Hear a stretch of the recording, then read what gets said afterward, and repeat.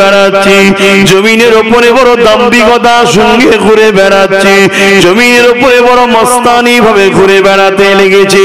ওরে আল্লাহ বান্দা বান্দি রে, আমি কবর তোর কি মনে পড়ে না? এই জমিনে নিজে তোকে একদিন আসতে হবে। আমি কবর বড় একা থাকার জায়গা, আমি কবর বড় অন্ধকার জায়গা, আমি কবর পোকামাকড়ের জায়গা।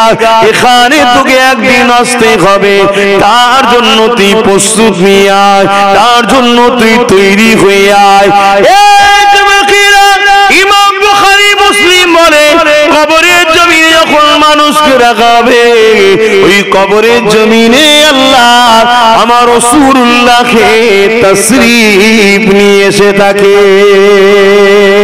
এবং ইমাম বুখারী মুসলিম বলে, ওই কবরের জমিনে একটা প্রশ্ন হবে, আমার রাসূলুল্লাহকে দেখিয়ে প্রশ্ন করা হবে, ইনি মুহাম্মদুর রাসূলুল্লাহ, ইনা সম্বন্ধে তোমার দুনিয়াতে কি ধারণা ছিল, ইনা সম্বন্ধে তোমার দুনিয়াতে কি রায় ছিল? যদি তোমার আমার দুনিয়ার জমিনে রায় হয়, আরে খাতুরে জান্নাত কেউ কবর ছাড় দিচ্ছে না, এই রকম যদি মেন্টালি হয়, ওই কবরের জমিনে তোমাকে ধরা পড়তে হবে। কেন রাসূলুল্লাহ জানিয়ে দিয়েছে, খাতুনে জান্নাত ফাতেমা হলো আমি রাসূলুল্লাহ আমার শরীরের অংশ। নবী নূর ফাতেমা শরীরের, রাসূলুল্লাহ শরীরের টুকরো, খাতুনে জান্নাত নূর।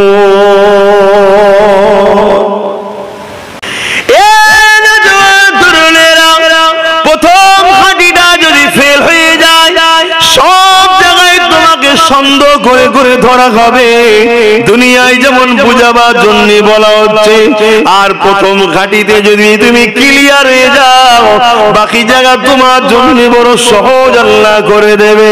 কেন কবরে আখেরি প্রশ্ন যেটা হবে, এটা বড় কঠিন প্রশ্ন। আমার রাসূলুল্লাহকে দেখানো হবে, ইনি হলেন মুহাম্মাদুর রাসূল, এটাও বলে দেওয়া হবে। ইনা সম্বন্ধে এখন তোমার কি রায় সেটা নয়, দুনিয়ায় কি রায় ছিল বলো, এখন বিপদে পড়ে তো সবকিছুই বলতে পারো, ওইখানে কি বলতে বলো? রাসূলুল্লাহ সম্বন্ধে তোমার ধারণা কি ছিল দেখো। আল্লাহ নবী জানিয়ে দিল, এ দুনিয়ার মানুষেরা, আমার খানদানকে যারা মহব্বত করে, তারা আমি রাসূলুল্লাহ আমার জন্যই মহব্বত করে। আমার খানদানে যারা বিরোধী করে, তারা মূলত আমি রাসূলুল্লাহ আমার জন্যই বিরোধী করে। এই দুনিয়ার জমিনে যারা আহলে রাসূলদের বিরোধী করে, খানদানের রাসূলদের বিরোধী করে, এই বিরোধী করাটার মূল লক্ষ্য হলো রাসূলুল্লাহরই বিরোধী করা। এই দুনিয়ার জমিনে তুমি রাসূলকে কি বলে ডাকতে, কি নজরে দেখতে? নবীর পরিবারদের সম্মান মর্যাদাটা রাসূলুল্লাহরই সম্মান মর্যাদা। কেন তাদের সম্মান নবীর সঙ্গে জড়িয়ে আছে। তাই নবী আমার জানিয়েছিলেন, যারা আমার হাসান হুসাইনকে ভালোবাসবে, তারা আমি রাসূলুল্লাহ আমাকে ভালোবাসলো, আর আমাকে যারা ভালোবাসে, আমার আল্লাহ তাদেরকে ভালোবাসে। মুসলমান ঘরে ছেলেমেয়েরা, তরুণেরা, এই দুনিয়া জমিন কারো জন্য চিরস্থায়ী নয়। আল্লাহ পাক তোমাকে আমাকে এই দুনিয়া জমিনে পাঠিয়েছে পরীক্ষা নেবার জন্য। এই দুনিয়ার মায়াজালে জড়িয়ে আল্লাহ যদি রাসূলকে যদি ভুলে যায়, আখিরাত তোমার আমার বরবাদ হয়ে যাবে। আর এই দুনিয়া জমিনে থাকতে হবে, কারবারও করতে হবে, ব্যবসাও করতে হবে, সংসার করতে হবে, ছেলে পুলে লালন পালন করতে হবে, আবার আখিরাতের জন্য সঞ্চয় করতে হবে। কারণ আল্লাহ পাক কোরআনের মধ্যে বলেছে, ওয়াল তানজুরু নাফসুম মা কদ্দামাত লিগাদ, প্রতিটা নফসের উচিত পরকাল নিয়ে বেশি বেশি চিন্তা করা। এটা তো একটা পরীক্ষার হল। মৃত্যুর মাধ্যম দিয়ে ছুটি হচ্ছে, খাতা জমা পড়ে গেছে, মৃত্যু হচ্ছে ঘন্টা, পরীক্ষার হলে ঘন্টা পরে দেখেন না, বেরিয়ে যাও, খাতা জমা দাও, রেজাল্ট বাইর হবে ময়দানে মাহশরে। সেদিন যাদের ডানাতে আমলনামা পাবে তারা বড় খুশি আনন্দের মধ্যে থাকবে, কেননা তারা কামিয়াবি, তারা যাবে জান্নাতে। আর যাদেরকে আল্লাহ বাহাতে আমলনামা দেবে, এই বুকের মধ্যে দিয়ে হাত ঢুকিয়ে পিছন দিয়ে বার করে পিছন দিক দিয়ে বাহাতে আমলনামা দেবে। আল্লাহর ক্ষমতা আছে না নাই? একটু আওয়াজ দিয়ে বলবেন না? আছে, আল্লাহর ক্ষমতা আছে। তারা বড় লজ্জিত অপমানিত হবে। এই দুনিয়ার পরীক্ষাতেও দেখুন না, যেদিন মার্কশিট আউট হয়, রেজাল্ট আউট হয়, সবাই তো যায়, যারা পাস করে কত খুশি হয় না? হ্যাঁ, ক্যাটাগরি থাকতে পারে, কিন্তু ফেল যারা করে যায়, হয়তো রেজাল্ট খারাপ হয়েছে কিন্তু পাস করেছে, সেটু মন খারাপ হলো কিন্তু টেনশন নাই। আমাদের রেজাল্ট হয়তো একটু খারাপ, আল্লাহ করে সুলতানহীন গরিবের নওয়াজের রেজাল্ট ফার্স্ট ক্লাস, কিন্তু ফেল হয়ে গেলে কি আর? এখানে তবুও দ্বিতীয়বার পরীক্ষার চান্স আছে, অন্ত চান্সই নাই। হযরত ইমামে আযম একদিন কারবার ব্যবসাখানায় বসে রয়েছে। ইমামে আযমের কাপড়ের দোকান ছিল, কাপড়ের ব্যবসা করা এটা অনেক নবী আলাইহিস সালাম ওলি আউলিয়াদের সুন্নাহ।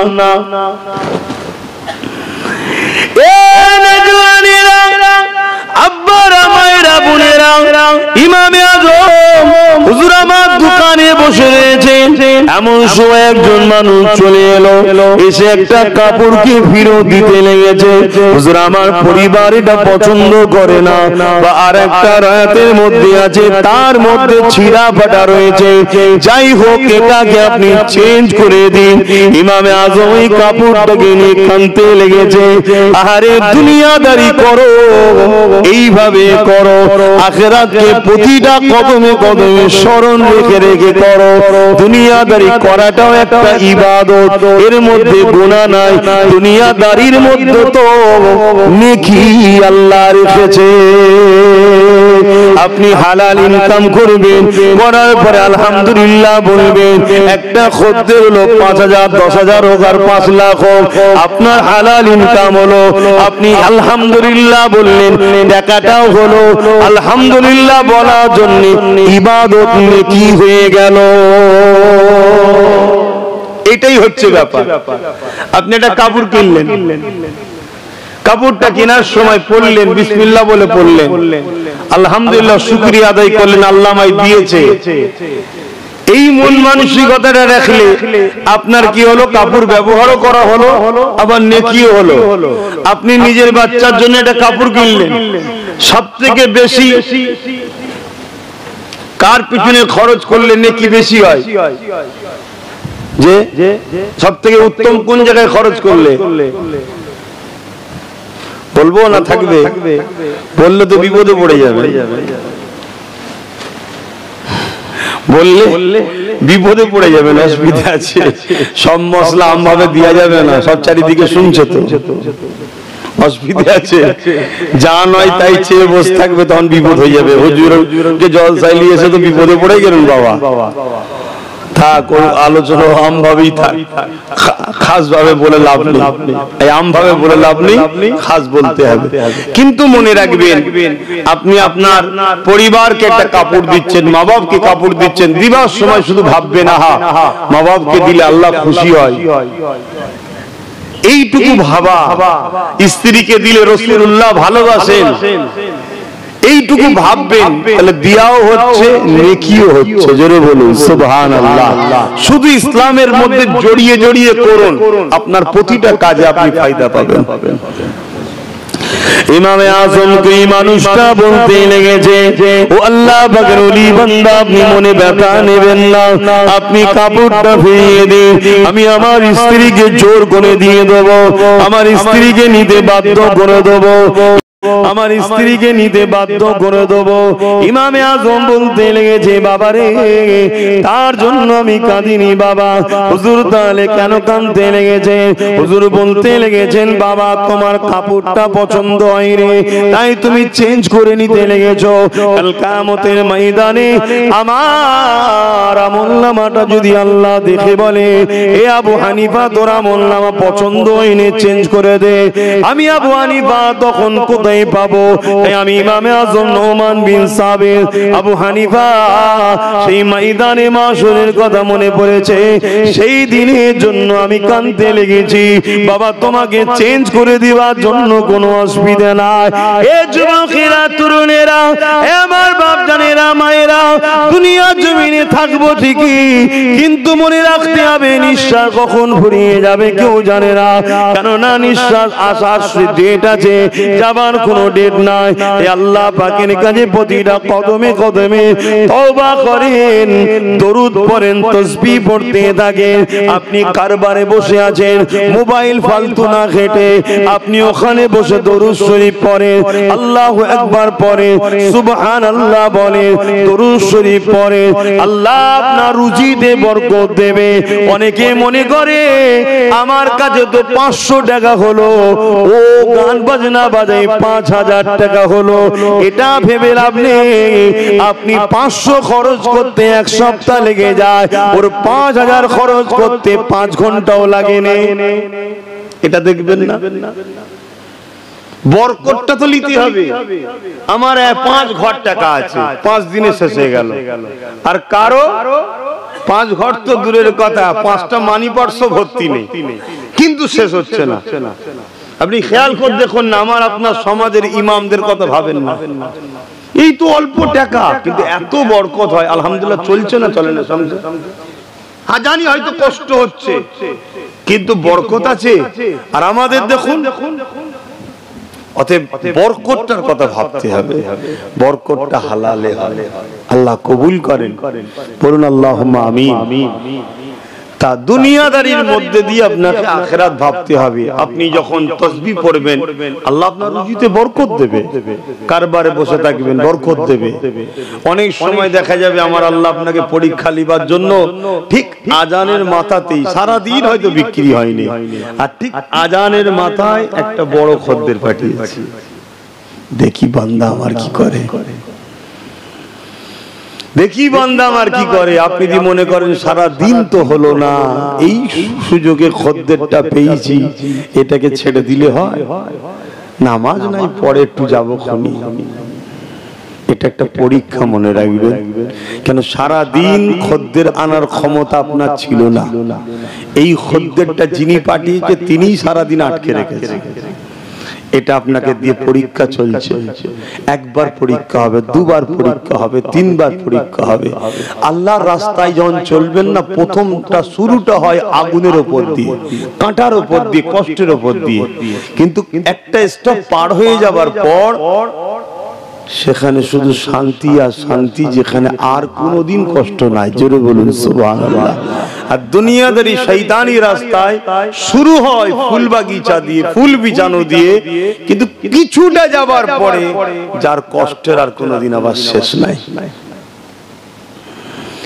আল্লাহর উপরে যদি আপনার আকীদা ঠিক থাকে, আল্লাহর উপরে যদি আপনার ভরসা থাকে, যখনই মুয়াজ্জিন বলে দেবে আল্লাহু আকবার, আল্লাহু আকবার, ওই সময় যদি খদ্দেরটা এসে যায়, আপনার বলা দরকার ভাই আপনাকে অপেক্ষা করতে হবে, কারণ আল্লাহর পক্ষ থেকে ডাক এসে গেছে।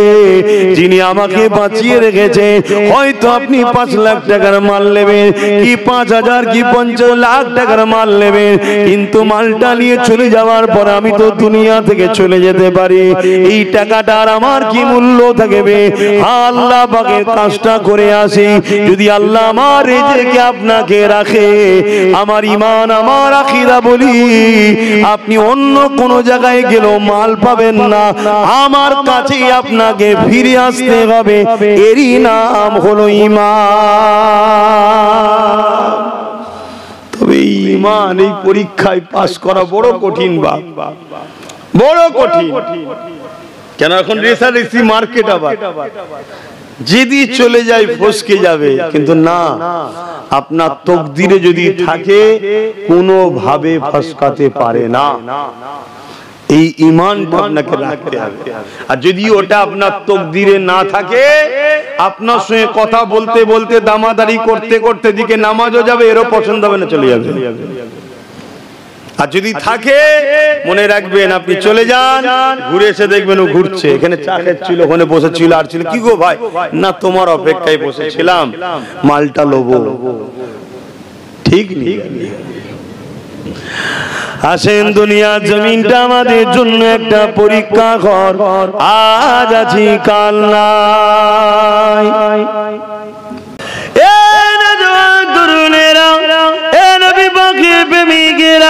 চিরস্থায়ী দুনিয়া কারণ আজ আছি কাল চলে যেতে হবে। আল্লাহকে রাজি খুশি এই দুনিয়া জমিন থেকে করতে হবে। পরকালে রাজি খুশি করার কোনো সিস্টেম নাই। এখানে আপনাকে রাজি করতে হবে, এখানে আপনাকে পরীক্ষা দিতে হবে। আপনি প্রতিটা নিঃশ্বাস ফেলার সময় আল্লাহর খুশির জন্য ফেলুন, প্রতিটা নিঃশ্বাস টানার সময় আল্লাহ পাককে খুশি করার জন্য টানুন। কেননা আল্লাহ আপনাকে আমাকে দুটো চোখ দিয়েছে, যদি এই দুটো চোখ না দিতাম অর্থটা কি জিনিস বুঝতেই তো পারতাম না। যদি দুটো পা না দিত, নিজের পায়ে হেঁটে কখনো নিজের কাজ করতে যেতে পারতাম না। যদি দুটো হাত না দিত, এই হাত দিয়ে হালাল ইনকামটা করতে পারতাম না। আল্লাহ পাক যদি আমাকে তোমাকে দিমাগে সুস্থ না করত, এমন করে তেমন করে দিমাগ আল্লাহ না দিত, তাহলে তুমি আমি ব্যবসা কারবার কিছুই তো বুঝতে পারতাম না। শুধু বুঝা নয়, বাপ মার কাছেও তুমি আমি বুঝা হয়ে যেতাম। হ্যাঁ, এটা দুনিয়া, মনে রাখবেন 100 বার আপনাকে মনে রাখতে হবে। একদিন না, দুদিন, 3 দিন নয়, 4 দিন, একদিন তোমার জন্মদাতা বাপি বলে উঠতো, আরে এই ছেলেটা গেলিয়ে বড় পেরেশান হয়ে গেলা, আরে এই ছেলেটা গেলে কোটি কোটি টাকা খরচ হয়ে গেল। একদিন তোমার কানে যখন এই আওয়াজটা আসতো, তোমার জন্মদাতা বাপ, তোমার জন্ম দুঃখিনী মা তোমাকে বোঝা মনে করছে, মনে দেখো তো দেখি তোমার দিলটা কত ভেঙে চুরমার হয়ে যেত।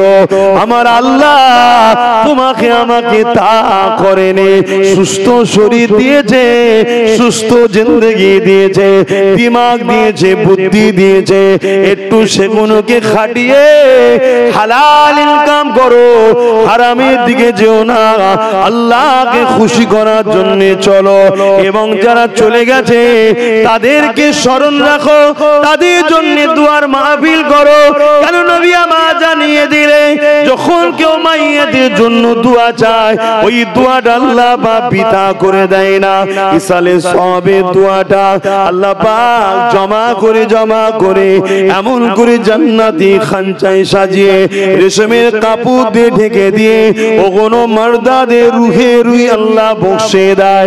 মুর্দারা যখন এই সওয়াবটা পায়, ওই সময় তারা বড় খুশি হয়ে যায়। হে আমার আল্লাহ, এই সওয়াব কোথা থেকে আসছে আল্লাহ? আল্লাহ পাক ওই সময় বলে, ওরে আমার বান্দা বান্দিরে, দুনিয়া জমিনে তোমরা সন্তান রেখে এসেছো, তোমাদের সন্তানেরা তোমাদের জন্য দান খৈরাত করেছে, ইসালে সওয়াব করেছে, দুয়ার মাহফিল করেছে, দ্বীনি আলোচনার মাহফিল করেছে, এলাকার মানুষরা সেখানে জমায়েত হয়েছে।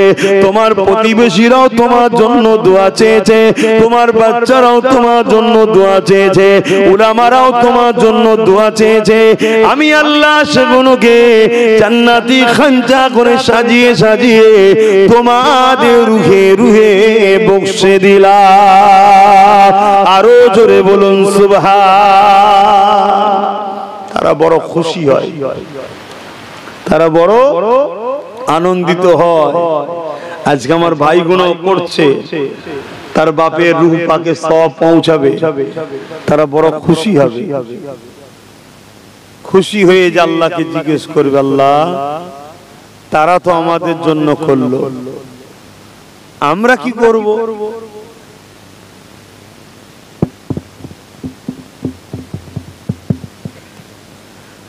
তারা তো আমাদের জন্য করলো, আমরা কি করব? আমাদের তো কিছুই নাই। আল্লাহ পাক ওই সময় বলবে তোমরাও তাদের জন্য দোয়া চাও। ওই রূহ মুর্দাদের রুহানি দোয়া আল্লাহ তোমার আমার নসিবে কবুল করে। জোরে বলুন সুবহানাল্লাহ। দাদু হোক, দাদি হোক, নানা হোক, নানি হোক, ফুপু হোক, ফুপা হোক, বাপ হোক, মা হোক, আত্মীয় স্বজন যেই হোক, সবার জন্য দোয়া করবেন, সবার জন্য ইসালে সওয়াব করবেন। দরুদ শরীফ আল্লাহুম্মা সাল্লি আলা। কেন এগুলো করি, সেগুলো বাদ দিন।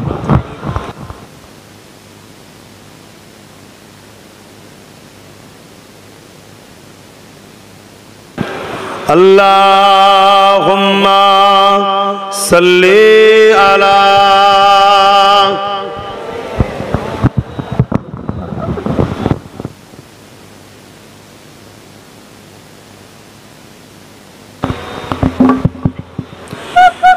एक मैं ही नहीं उन पर कुर्बान ज़माना है, एक मैं ही नहीं उन पर कुर्बान ज़माना है,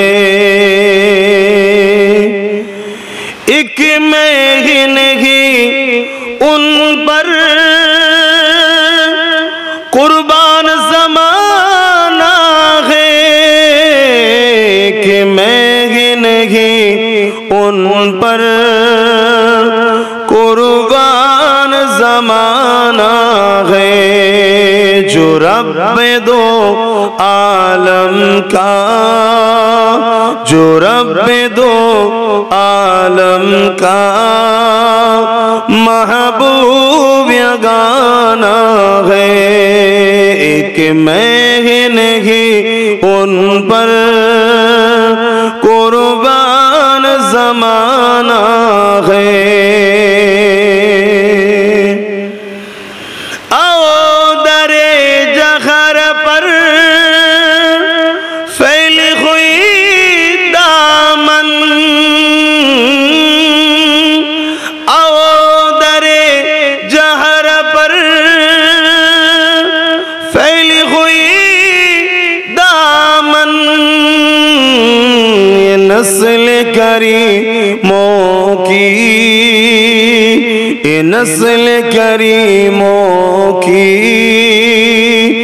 लचपा घराना है, एक मैं ही नहीं उन पर कुर्बान ज़माना है। अल्लाहुम्मा सल्ली अला।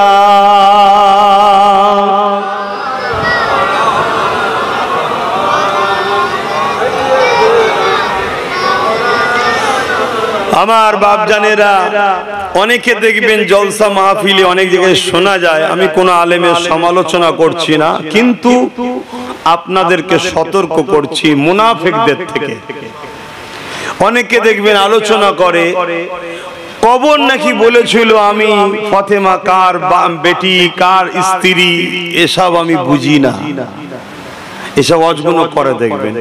এই ওয়াজটা করা হচ্ছে আম মাহফিলের জন্য, করাটাই নিষেধ। আম মাহফিলের জন্য এই আলোচনা নয়, এটা হলো শুধুমাত্র সতর্ক করার জন্য, যাতে করে আমরা ভাবি আমাদের কবরে কি হবে, এর উদ্দেশ্য করে এটা শিক্ষা। কিন্তু আজ আমি আপনাকে বলে যাচ্ছি মাটির ক্ষমতা নাই। খাতুনে জান্নাত অনেক দূরের কথা, আপনার ঘরের যদি কোনো মেয়ে নিজেকে খাতুনে জান্নাতের চাকরানি মনে করে, নকার মনে করে, তাকেও কবরের ক্ষমতা নিয়ে রূপ ধরতে পারে। জোরে বলুন সুবহানাল্লাহ। কিন্তু এগুলোকে এমন ভাবে থ্রো করা হয়, এমন ভাবে বলা হয় যেন খাতুনে জান্নাত কি অপমান করা হচ্ছে। নাউজুবিল্লাহ। এটা তোমার আমার জন্য শিক্ষা দিবা, তোমার আমার জন্য এই মেসেজ যে কবর আমাদের জন্য বড় কঠিন জায়গা।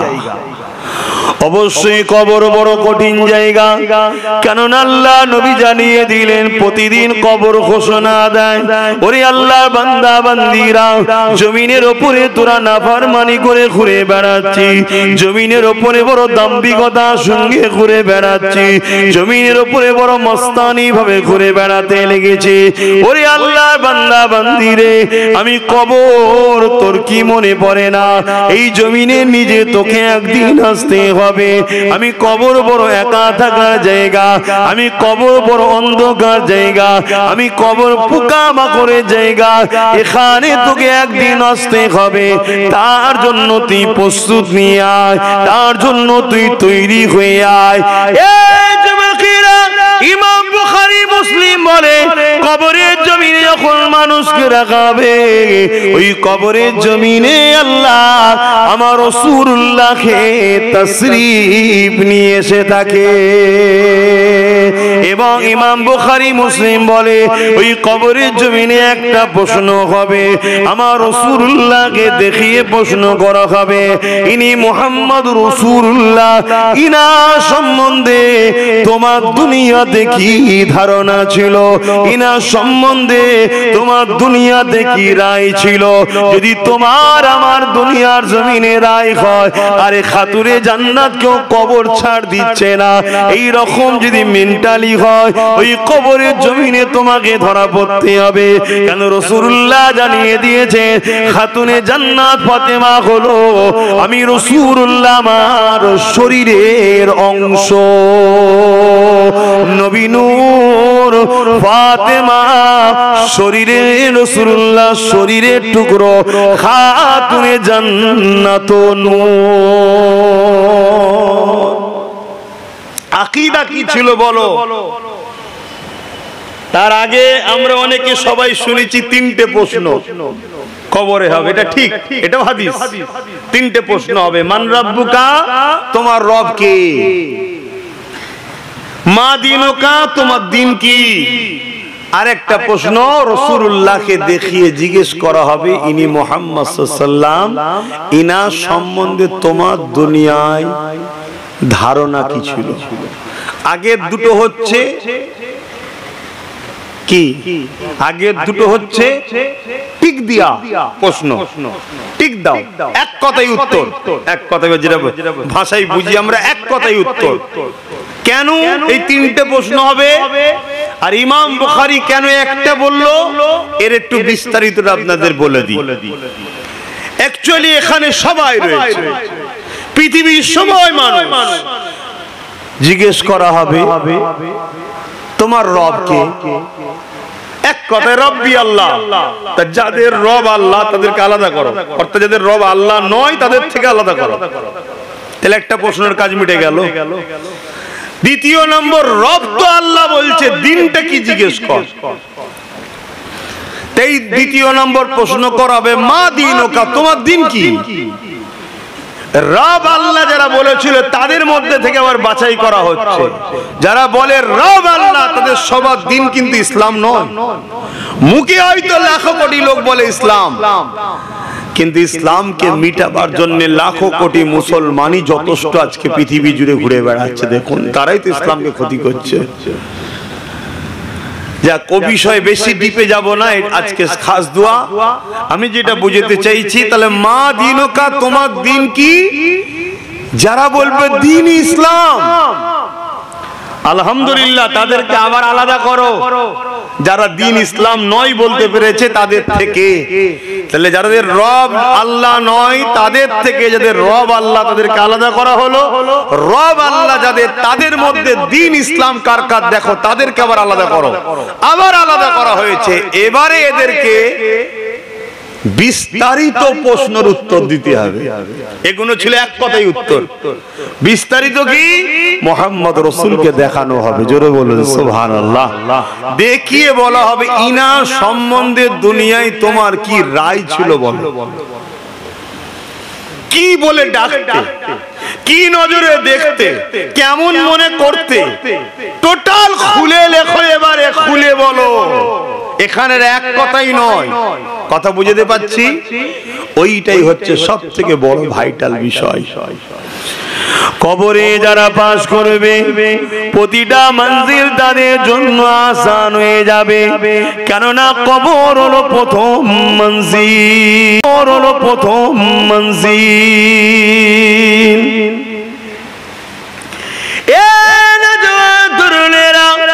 প্রথম হাঁটিটা যদি ফেল হয়ে যায় সব জায়গায় তোমাকে সন্দেহ করে করে ধরা হবে।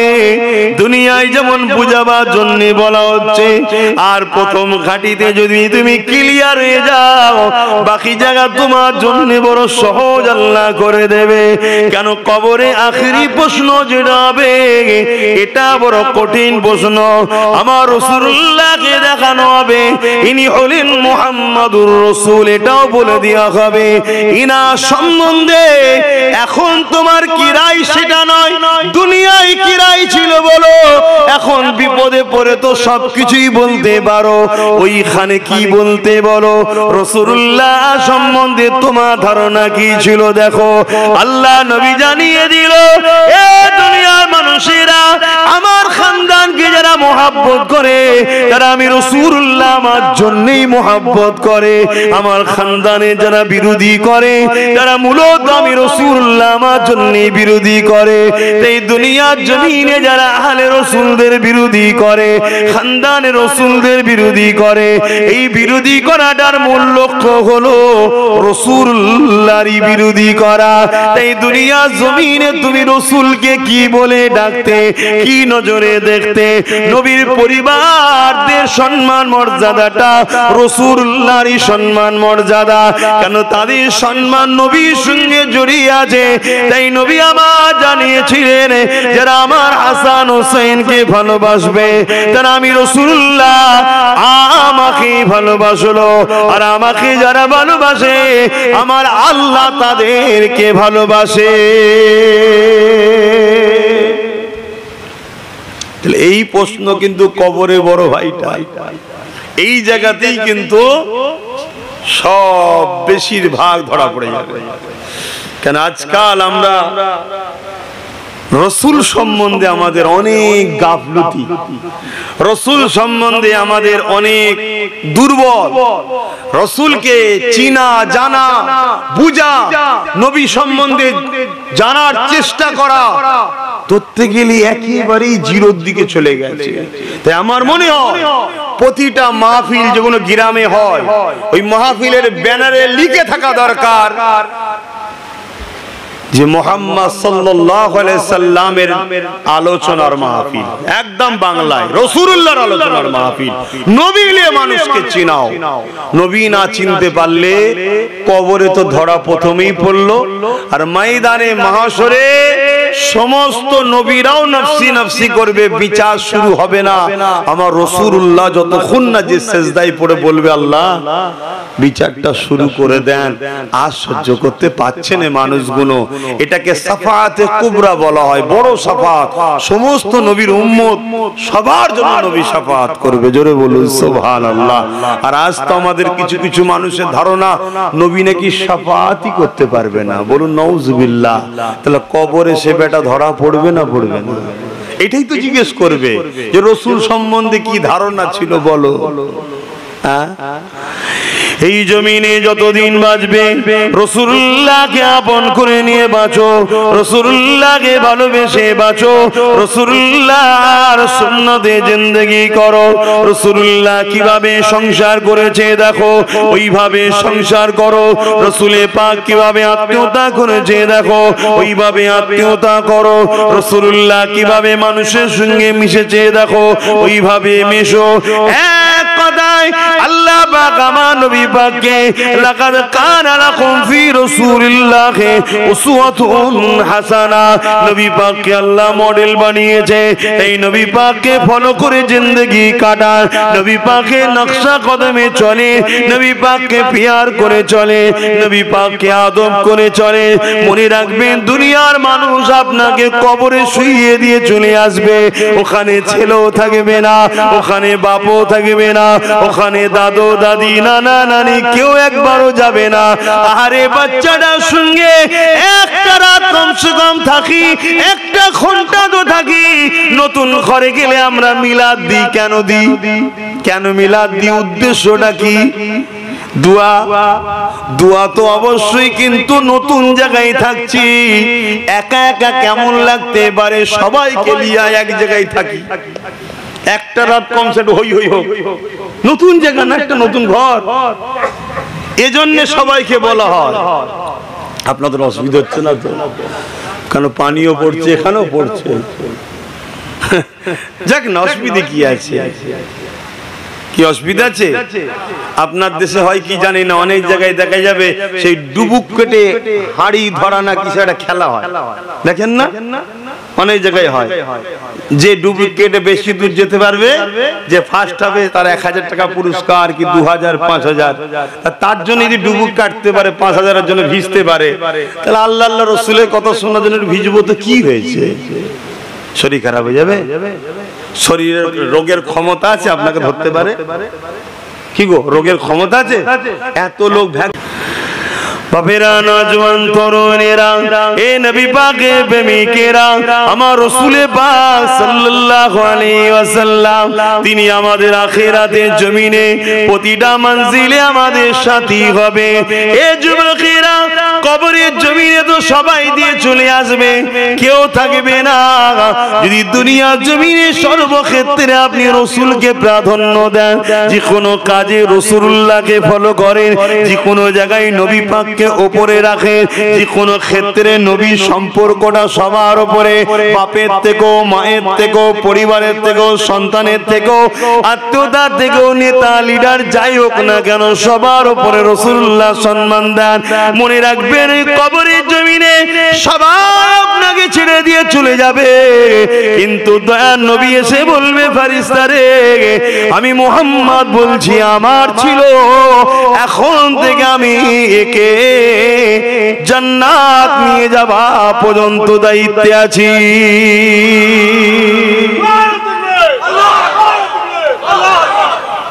সেই রাসূলুল্লাহর হন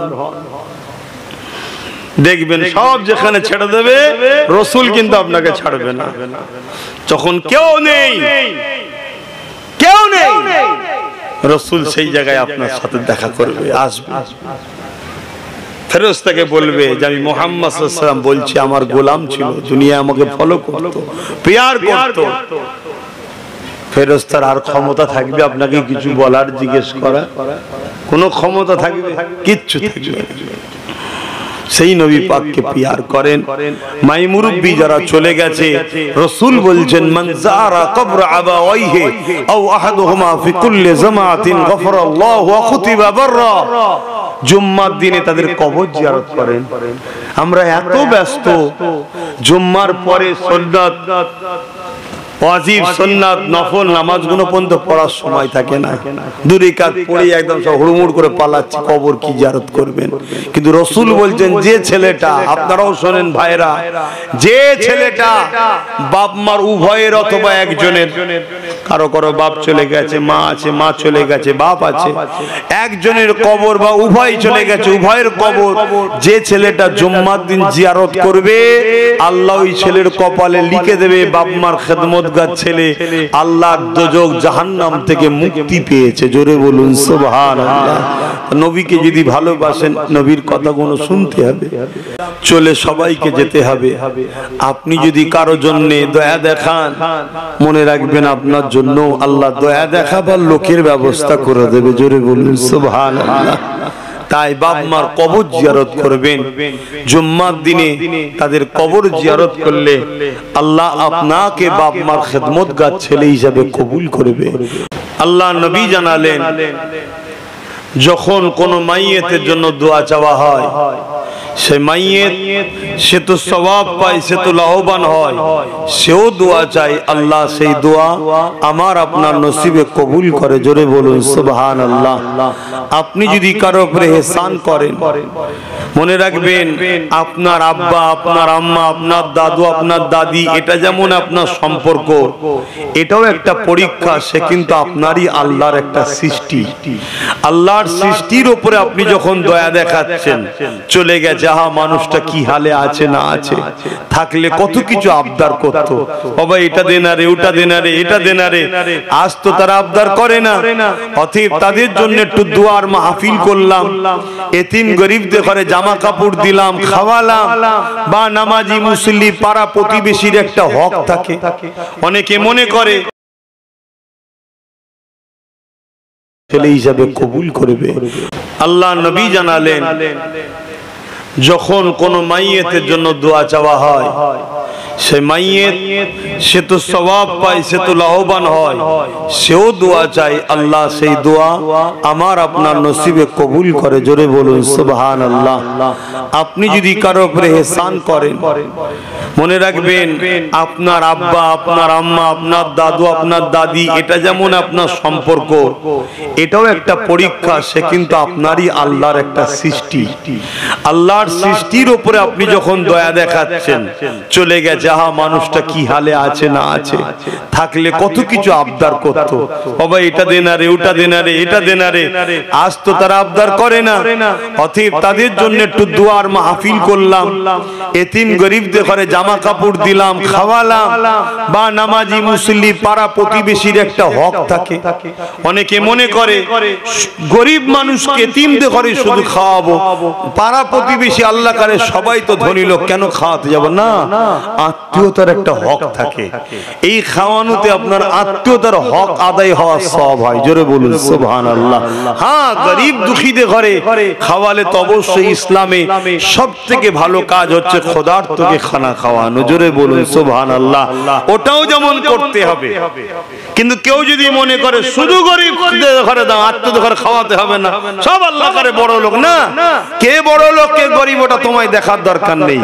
আত্মীয়তা, এই যে একটা খাওয়া দাওয়া হবে, একসাথে বসা হবে, দাওয়াত, বাবু আসবি, তোর দাদু সবরে সানি কি তোর চাচা সবরে সানি, এই যে একটা আত্মীয়তা হয়, এতে বন্ধুত্ব সম্পর্কটা বাড়ে। দেখা সাক্ষাৎ হলো একটা বাহানায়, এটাও ইসলাম চাই। জোরে বলুন সুবহানাল্লাহ। অতএব ইসলামের প্রতিটা কাজের মধ্যে ভালাই রয়েছে।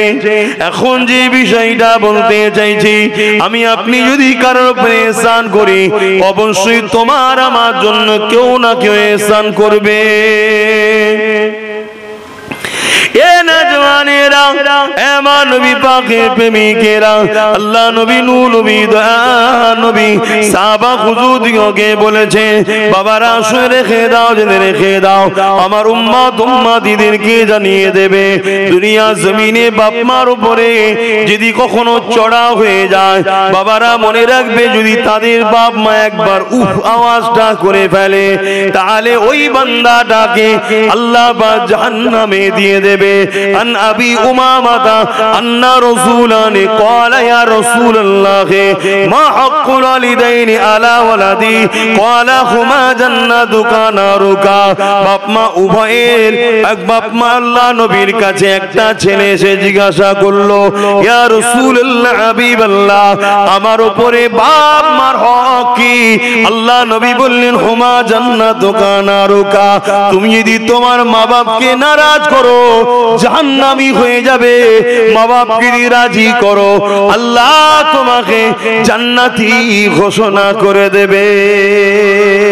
হে যুবকেরা, হাদিসে কুরসির মধ্যে রয়েছে, মান রাদিয়ান ওয়ালিদাহু ফালা নানহু রাদি, মা বাপ যার উপরে রাজি, আমার আল্লাহ তার উপরে রাজি। কি নিয়ামত করেছে মা বাপকে!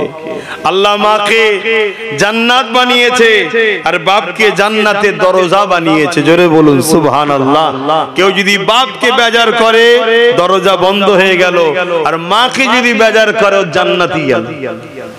মান রাদিয়ানহু, মান রাদিয়ানহু ওয়ালিদাহু ফালা আনহু রাদিন, মা বাপ যার উপরে রাজি, আমার আল্লাহ তার উপরে রাজি। চিন্তা করুন, মা বাপের কত সম্মান। দুনিয়ার জমিনে চলতে গিয়ে যদি কখনো মিস্টেক হয়ে যায়, ক্ষমা চেয়ে নেন তাদের কাছে, তাদেরকে আল্লাহ বড় নরম দিল দিয়ে বানিয়েছে। আপনার বাপ রাগী কড়া সব ঠিক, কিন্তু সন্তানের জন্য একটা আলাদা দিল নরম ময়া আল্লাহ কিন্তু বাপের অন্তরেও রেখেছে। তবে মায়ের তো তুলনা হয় না। কিন্তু আসেন মুসলমান ঘরে ছেলে মেয়েরা, কবরের জমিনটা কেমন হবে আল্লাহ নবী জানিয়ে দিলেন। যাদেরকে কবরে রাখা হবে ওই কবরবাসীদের মধ্যে কয়েক ধরনের কবর হবে আল্লাহ নবী জানিয়ে দিলেন। কাউকে কাউকে সওয়াল জবাব যখন করা হবে, তারা সওয়াল জবাবে সঠিক উত্তর যখন দিয়ে দেবে, আল্লাহ পাকের দুজন রহমতের ফেরেশতা আবার আসবে, একটা খাঞ্চাতে মতির হার নিয়ে আসতে লাগবে। ওই ফেরেশতা দুটো বলতে লাগবে, এই বান্দা